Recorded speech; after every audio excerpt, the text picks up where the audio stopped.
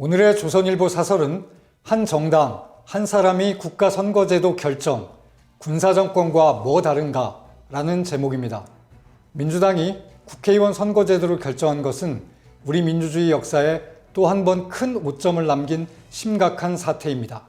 선거제도는 국민의 대표를 어떤 방식으로 뽑을지 결정하는 것입니다. 민주주의를 유지하는 데 근간이 되는 제도이고 나라의 미래에도 큰 영향을 줍니다.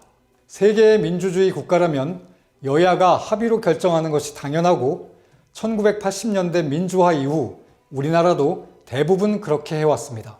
그런데 그 중요한 일을 한 정당이 마음대로 결정했습니다. 축구 경기의 규칙을 어느 한 팀이 일방적으로 정한 것입니다. 그것도 어느 한 사람이 결정했습니다. 군사 독재와 본질적으로 다른 게 무엇입니까?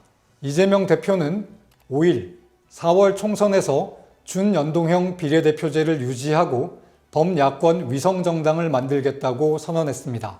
민주당은 준연동형 유지와 병립형 회귀를 놓고 갈팡질팡하다 이 대표에게 전권을 위임했는데 이 대표가 현행 유지를 택한 것입니다.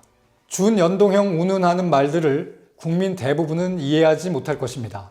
이런 난수표 같은 제도를 국민 앞에 들이밀며 제대로 알 필요가 없다고 합니다. 국민의힘은 반발했지만 민주당이 밀어붙이면 막을 방법이 없습니다. 이번 총선도 여야 모두 위성정당을 만들고 기호 앞번호를 받기 위해 의원 꿔주기를 하는 등 꼼수, 난장판이 벌어질 것입니다. 위성정당이 만들어지면 민주당이 낸 후보인데 민주당 소속은 아닙니다. 대국민 공개 사기극이나 다를 바 없습니다. 이 대표가 이런 선택을 한 것은 함세웅, 이부영 등 야권 원로와 정의당, 기본소득당 등 군소정당이 한 목소리로 범야권 비례위성정당을 요구했기 때문입니다. 그래야 이들이 의석 몇 개라도 건진다는 것입니다. 이 대표가 4일 만난 문재인 전 대통령도 같은 주문을 했다고 합니다. 이 대표는 민주당 밖 범야권에 국회의석 몇 개를 주는 대가로 자신에 대한 대선 지지를 산 것이나 다름없습니다. 이런 상황을 만든 모든 책임은 민주당에 있습니다.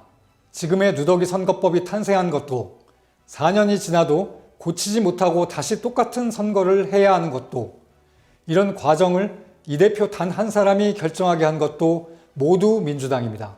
민주당은 4년 전 조국 전 법무장관 일가 사건을 비롯해 울산시장 선거 개입 사건 등 문재인 정부의 비리 의혹이 하나둘 드러나자 검찰권을 약화시키기 위해 공수처를 만들려고 했습니다.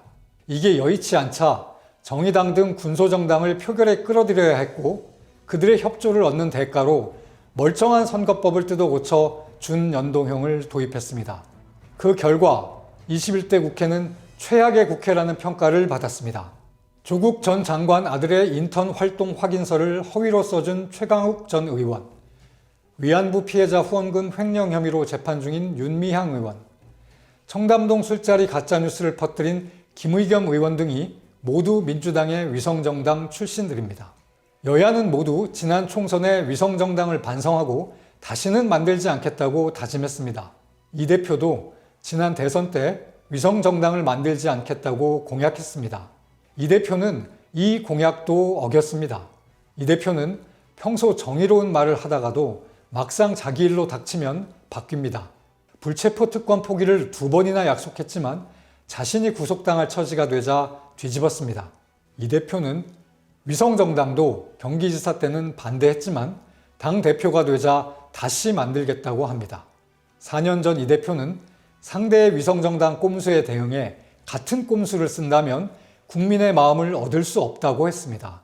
이 말은 지금의 자신에게 한 것이었습니다.